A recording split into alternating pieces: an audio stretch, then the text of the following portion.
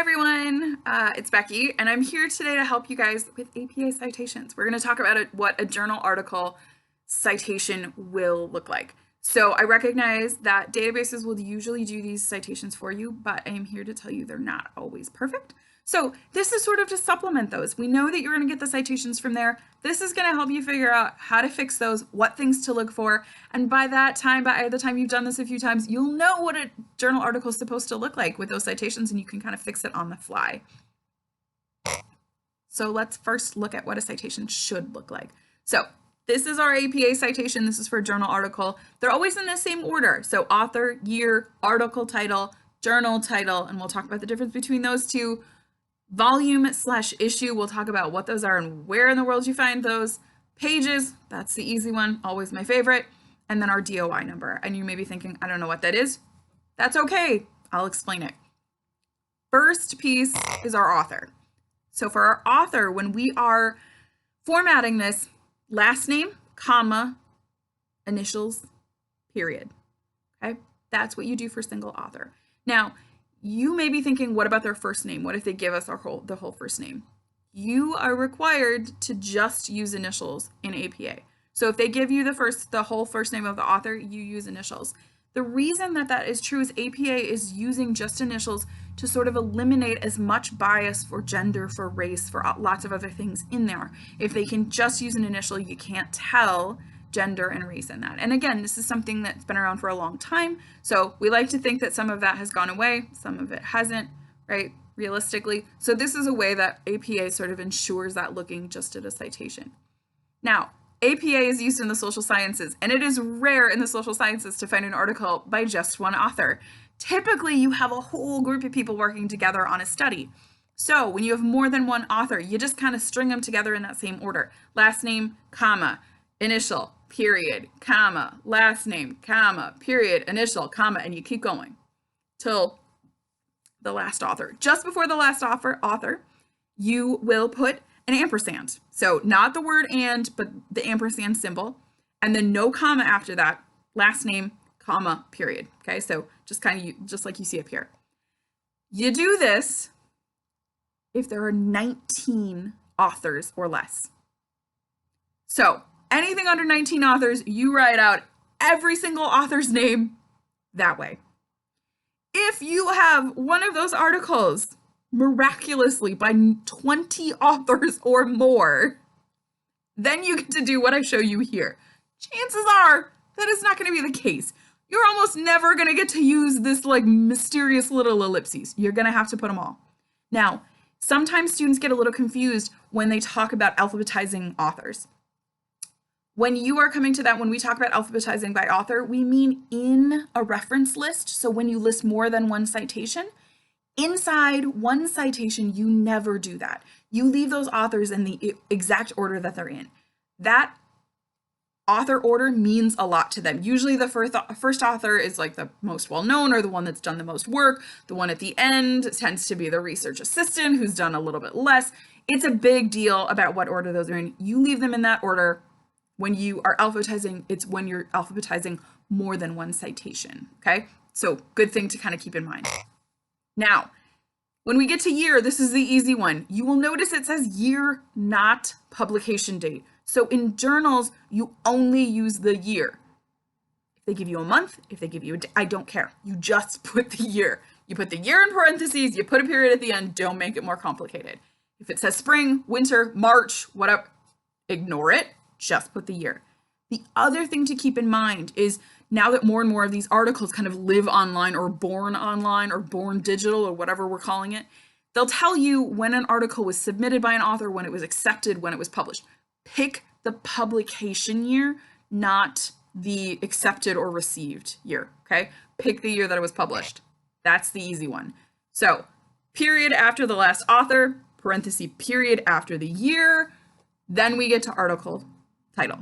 So for an article, the title can sometimes be very, very long. So for example, in this one, whole body vibration exercise protocol versus a standard exercise protocol after ACL reconstruction, a clinical randomized controlled trial with short-term follow-up.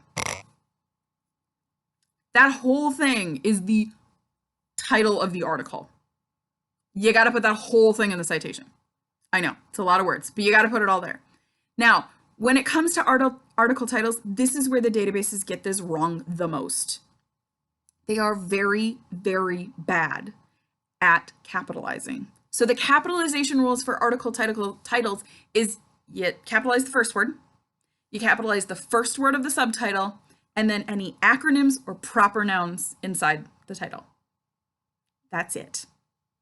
So that first one up here, follower, the only word that's capitalized. Even if on the journal, every single word is capitalized in the title, doesn't matter. APA wants you to fix that. So that's where the computer and the databases aren't very good at it.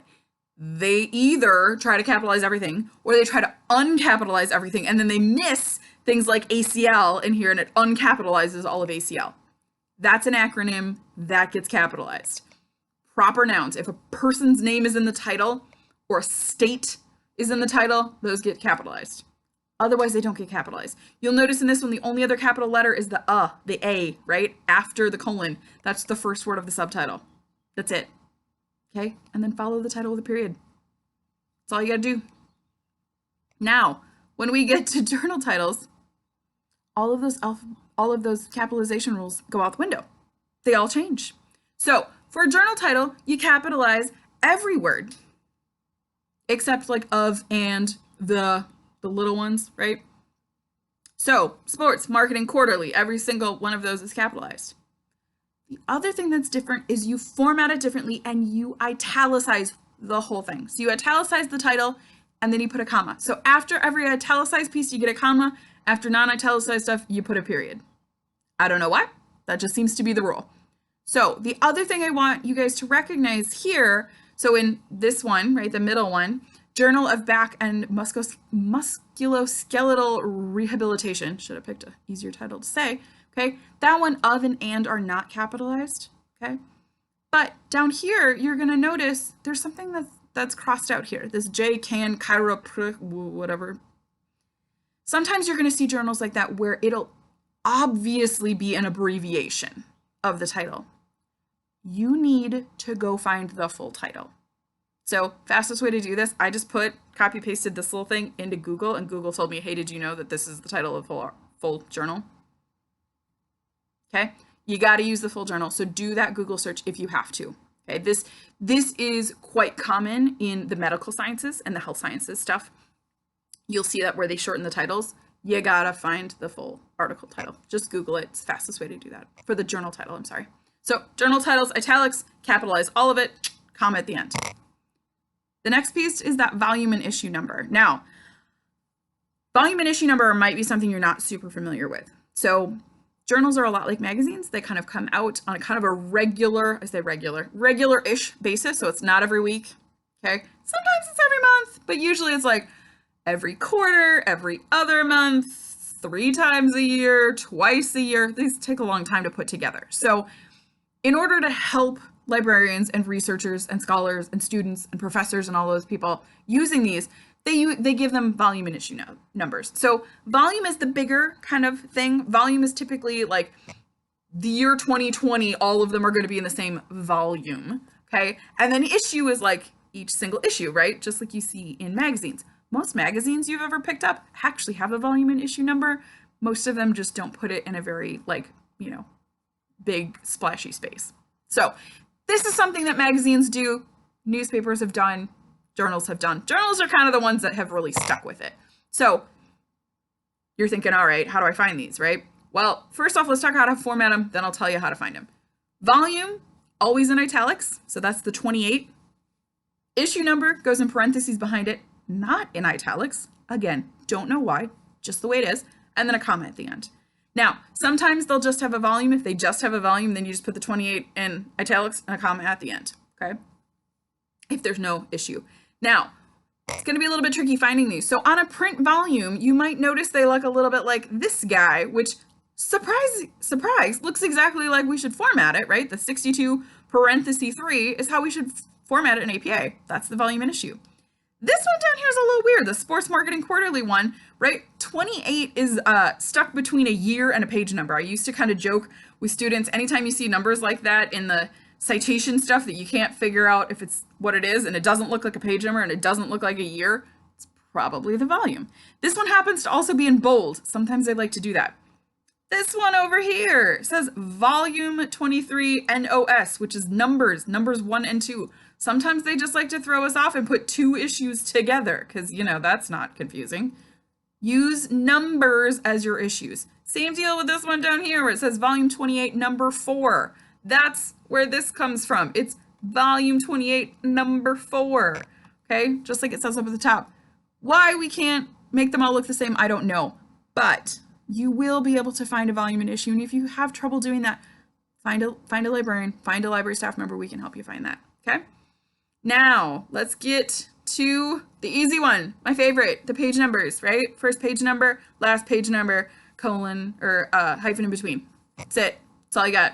Period at the end because it's not in italics. Now, sometimes it'll only give you the first page number, then you count the number of pages and then, you know, do the math. Do that. Okay. It's got to have both the beginning and end page numbers. Now, sometimes because these things are born online or born digitally or whatever you want to call it, they don't have page numbers because page numbers were supposed to tell us where in the print volume, where in the print book that article was. If they're born online, they don't need that. So if they don't have page numbers because it was born digital, you just end the citation with the volume and issue, put a period at the end, you're done. Just ignore the pages. Don't put like NA, don't put any of that. Just leave it off. Okay. That's the easy one. And then last but not least is this DOI number. So DOI is Digital Object Identifier. Some guy decided, wouldn't it be great if every single article had one fancy number that was unique to that article? Well, not everybody did it. Not all articles have them. So when they do have them, they thought they would format them like URLs. Although if you go to this URL, it doesn't take you to the article. So I'm not really sure why, but APA requires it if it's there. So it might look like this. These are the old ones. They were super long. Okay. Took up a lot of space. They got smart. The new ones are shorter. Okay. Copy paste that. Sometimes the databases do that for you. Sometimes they don't. If a DOI number doesn't exist, like it's an old article or this journal just didn't do them, just leave it off. Leave it blank. But ask your professor. Some of them would rather you not put a DOI number. Some of them are going to require it. So make sure that you know what your professor asks. That's the one that's kind of different with each one. So that's it. You put those in order. You make a hanging indent so the name, the first part of the line is over a little further, and that's it. That's an APA citation. So like we said, keep an eye on the italics. Keep an eye on the capitalization rules, right? Make sure that the author doesn't come in all caps. Make sure, you know, things are in the right order. When you copy paste, the italics come with you.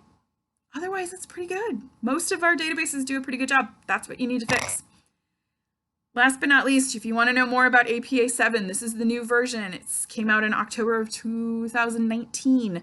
Okay, this URL at the bottom of the page, libguides.dbq.edu/citation-style/APA7 is where you can find about more citation formats for different types of sources. And then last but certainly not least, remember you can always get help from the library. And I'm going to make this bigger so there's no excuse. Okay, this whole thing, libguides.dbq.edu/help.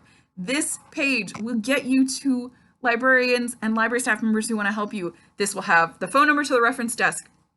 This will have the email address. This will have the hours that we are staffing this stuff. When will somebody be there face to face? When are we doing digital stuff? Do you want to get a hold of us via video or via chat or that sort of thing? There are so many ways to get a hold of us. We are so excited to help. Use this. Get a hold of us. I hope this has helped. Again, remember, citations don't have to be scary. Use the databases to sort of help you and then go fix them yourself.